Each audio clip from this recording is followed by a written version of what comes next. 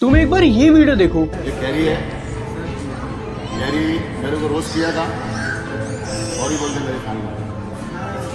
इस वीडियो में कैरी से बदतमीजी से सॉरी बुलवाया जाता है, उसे धमकाया जाता है, जो कि मॉरली और एथिकली दोनों तरीके से गलत है। लेकिन फिर भी कुछ लोग इस चीज को सपोर्ट कर रहे थे। आज से कुछ महीनों पहले रजत दलाल के गलत बिहेवियर को भी लोगों ने सपोर्ट करा था। एलवी शाराव अगर सट्टा प्रमोट करे तो उसे गलत बोलने की जगह लोग उसे सपोर्ट करते हैं, और अगर सामने वाला उसे कॉल आउट कर दे तो उससे माँ बहन की गालियां देने लगते हैं। इवन अगर हम रिसेंट टाइम की बात भी करें तो इस लड़के की शक्ल देखो, तुम्हें पता होगा इसने क्या करा है। अब मुझे नहीं पता कि वो स्क्रिप्टेड था या रियल था। अगर रियल है, जो कि सबको लग ही रहा है, तो फिर इसने एक लड़के का रेप करा है, जो कि बहुत बड़ा इशू है। लेकिन सोशल मीडिया में उसे बहुत नॉर्मलाइज कर रखा है, सब मीम बना रहे हैं, मजे ले रहे हैं। कमेंट सेक्शन तुम पढ़ के देखो तो ऐसे सेंसिटिव इश्यूज को नॉर्मलाइज करना, गलत चीजों पे इन्फ्लुएंसर्स को सपोर्ट करना और खुले आम एक दूसरे को माँ बहन की गालियां देना, तो ये सब जो आजकल टॉक्सिसिटी फैल रही है उसका बहुत बड़ा रीजन है आजकल के इन्फ्लुएंसर्स। क्योंकि एल्बर्ट बेंडवारा सोशल लर्निंग थ्योरी के अकॉर्डिंग लोगों का बिहेवियर उनकी ऑब्जर्वेशन पे डिपेंड करता है। अगर तुम ऐसे इन्फ्लुएंसर को फॉलो कर रहे हो जो एक गलत इन्फ्लुएंस डाल रहा है, तो काफी हाई चांसेस है कि तुम भी उस बिहेवियर को रेप्लिकेट करने लगोगे, specially if you are young. क्योंकि उस एज में तुम अपनी एक आइडेंटिटी बनाने के लिए अपने पर्सोना और बिहेवियर के साथ एक्सपेरिमेंट करते हो, और इस एक्सपेरिमेंट को आसान बना देते हैं तुम्हारे फेवरेट इन्फ्लुएंसर्स तुम्हें एक बिहेवियर टेम्पलेट प्रोवाइड कराकर। क्योंकि तुमने उसे ऑब्जर्व करा, अब वो बिहेवियर सही है या गलत, काफी हाई चांसेस है कि तुम उस बिहेवियर को रेप्लिकेट करोगे। अगर उस बिहेवियर को एज अ सिग्मा पोर्ट्रे किया जा रहा है, तो इतना तो पता चल गया कि एक इन्फ्लुएंसर से तुम्हारे बिहेवियर में काफी फर्क पड़ता है, जो कभी कभी टॉक्सिसिटी का रीजन भी बन जाता है। तो सवाल यह है कि तुम किसी इन्फ्लुएंसर को कब और क्यों फॉलो करते हो।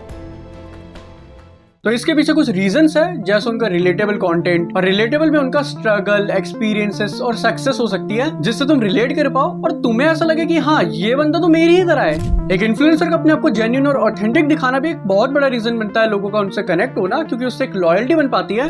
और देखो, एक इन्फ्लुएंसर की लाइफ एक एक्टर से ज्यादा रिवीलिंग होती है, तो उससे एक पैरा सोशल इंटरेक्शन बन पाता है। मतलब कि तुमने अपने फेवरेट इन्फ्लुएंसर को इतना देखा कि तुम उनको अपने एक फैमिली मेंबर की तरह समझने लगे हो। उस इन्फ्लुएंसर को पता भी नहीं है, लेकिन तुम्हारी तरफ से एक वन साइडेड रिलेशन बन चुका है, जिसके लिए तुम एकदम लॉयल हो, और जिसके जितने ज्यादा फॉलोअर्स और एंगेजमेंट होगी, वो उतना ही ज्यादा क्रेडिबल और इन्फ्लुएंशियल दिखेगा, जिससे लोगों का एक ट्रस्ट बन पाएगा, और इन रीजंस के चक्कर में एक नॉर्मल बंदा किसी का फैन बन जाएगा। अब तुम फैन कैसे इन्फ्लुएंसर के बने हो, वो काफी डिपेंड करता है। एग्जाम्पल ले लेते हैं कि कोई इन्फ्लुएंसर गाली गलौज करता है, मारने की धमकियां देता है, और उसके एडिट्स बनाए जाते हैं उसमें मासे सॉन्ग लगाकर। कुछ लोग खुश होकर पहले कमेंट कर देंगे, और जब तुम्हें वो रील लिखेगी तो तुम्हें भी अच्छा लगेगा, और जब तुम कमेंट देखोगे वहां पे भी उस चीज को अप्रिशिएट किया जा रहा है, तो तुम्हें वहां से एक वैलिडेशन भी मिल जाएगी कि हाँ, ये चीज अच्छी है और मुझे भी ऐसा बनना है। क्योंकि यही चीज मैक्सिमम लोगों को पसंद आ रही है। तुम्हारे यहाँ से डायरेक्शन तो गलत होगी, लेकिन फिर भी तुम गलत नहीं लगोगे, क्योंकि अपने आप को हर कोई अच्छा ही समझता है। तुम किसी से भी पूछ लो, कोई भी अपने आप को बेकार नहीं बोलेगा, सब अपने आप को अच्छा ही बोलेंगे, क्योंकि सबके लिए अच्छे की डेफिनेशन अलग अलग है। तो हो सकता है कि जिस एक्शन को तुम अच्छा समझ रहे हो वो गलत हो, लेकिन तुम्हें फिर भी अच्छा लगेगा, क्योंकि उसकी वैलिडेशन तुम्हें ऑलरेडी सोशल मीडिया से मिल चुकी है। तो तुम ये सही गलत पर डिफरेंशिएट ही नहीं कर पाओगे, और अगर तुम ये करना सीख गए तो तुम एक्चुअल में सही का साथ दे पाओगे। और ये डिफरेंशिएट करने के लिए चाहिए क्रिटिकल थिंकिंग। यहाँ पे मैं एक आइंस्टाइन जैसे दिमाग की बात नहीं कर रहा, एक नॉर्मल सा भी दिमाग लगाओगे तब भी चीजें हो जाएगी। अब कोई चीज सही है या गलत, वो चीज डिपेंड करती है उस एक्शन से, पब्लिक पर होने वाले कॉन्सिक्वेंसेस से। फॉर एग्जांपल, जो भी रिसेंट टाइम की कंट्रोवर्सी हो रही थी, उससे क्या मैसेज जा रहा था कि अगर कोई तुम्हें कुछ बोले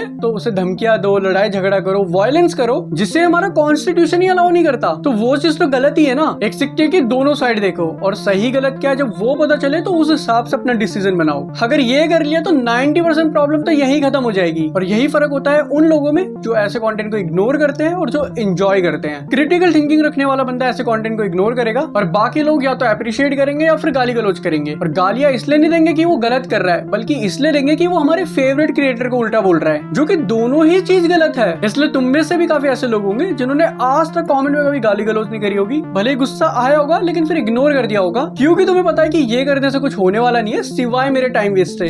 एक और एग्जांपल लेते हैं, एलवी शाराव सट्टा प्रमोट करता है, जो कि गलत है। अब क्यों गलत है? क्योंकि जितने भी लोग बैंकक्रप्ट होते हैं उसमें से 20% लोग तो गैम्बलिंग के चक्कर में बैंकक्रप्ट हुए हैं। गैम्बलिंग करने वालों के डाइवोर्स रेट डबल हो चुके हैं, और हर 5 में से एक गैम्बलिंग करने वाला सुसाइड कर लेता है। इसीलिए गलत है। अब तुम इस पे क्या ही डिफेंड करोगे? तुम सिंपली मुझे गालियां देने लगोगे अपने फेवरेट इन्फ्लुएंसर को डिफेंड करने के लिए। अब वो हो इसलिए रहा है क्योंकि तुम वो क्रिटिकल थिंकिंग नहीं कर पा रहे हो। अब तुम कहोगे हम तो ऐसे ही है और हमारे लिए वही अच्छा है, तो उससे इम्पैक्ट क्या पड़ेगा? यानी अब तुम एक टॉक्सिक फैन बन चुके हो, यानी कि तुम्हारी क्रिटिकल थिंकिंग नहीं है, तो तुम सीधा रिएक्ट करोगे। और वो रिएक्शन कैसा होगा वो डिपेंड करेगा कि तुम कैसे इन्फ्लुएंसर को फॉलो करते हो। अगर लड़ाई झगड़ा तुम्हारे लिए सिग्मा है तो तुम वैसे ही रिएक्ट करोगे, और उससे होगा क्या? सामने वाले को हेट मिलेगा, डेथ थ्रेट मिलेगी, जो कि पास्ट में भी काफी बार हो चुका है। और उस रीजन के चक्कर में लोगों ने डिप्रेशन में जाकर सुसाइड तक कर लिया है। एग्जाम्पल के लिए रिसेंट केस ही देख लो। अगर ये सच है तो इस लड़के ने एक लड़के का रेप करा है और इस चीज को बहुत नॉर्मलाइज कर दिया है। सोशल मीडिया में इसकी मीम बन रही है, लोग मजे ले रहे हैं। और अभी रिसेंट टाइम में न्यूज आई कि इसने ट्रोलिंग के चलते हुए सुसाइड कर लिया है। अभी कितना सच है इसकी कोई कंफर्मेशन न्यूज नहीं है, लेकिन पास्ट में भी काफी बार ऐसी न्यूज आ चुकी है जिसमें लोगों ने ट्रोलिंग के चक्कर में सुसाइड कर लिया है। तो यहाँ से तुम्हें आइडिया लग गया होगा कि तुम्हारे एक टॉक्सिक बिहेवियर के चक्कर में दूसरे के लाइफ में कितना बड़ा इंपैक्ट पड़ता है। इसीलिए इसे ठीक करना बहुत जरूरी है। और उसके लिए अगर मैं तुम्हें सॉल्यूशन बताऊं, तुम ये सारी चीजें छोड़ के सिर्फ अपने काम वगैरह में ज्यादा फोकस करो। अगर मैं ये सब कहूंगा तो वो काफी डिफिकल्ट हो जाएगा। 99% लोग इसे नहीं करेंगे और नेक्स्ट इम्पॉसिबल ही लगेगा। तो सिवाय इन सब के तुम सिर्फ अपनी क्रिटिकल थिंकिंग में काम कर लो। और इससे मेरा मतलब है कि नॉर्मल सा दिमाग लगाओ, जो हो रहा है उसमें थोड़ा बहुत तो सोचो। तुम्हें लग सकता है मैं ये क्या बोल रहा हूँ, लेकिन काफी लोग इस चीज में भी दिमाग नहीं लगाते। तुम खुद सोच के देखो कि कितने ऐसे लोग हैं जो कैसे भी सिचुएशन में कैसे भी रिएक्शन दे देते हैं। तो अगर तुम थोड़ा बहुत भी सोचोगे और अपने क्रिटिकल थिंकिंग में फोकस करोगे तो 90% प्रॉब्लम वही सॉल्व हो जाएगी। तो उस चीज की शुरुआत होती है इस चैनल को सब्सक्राइब करके।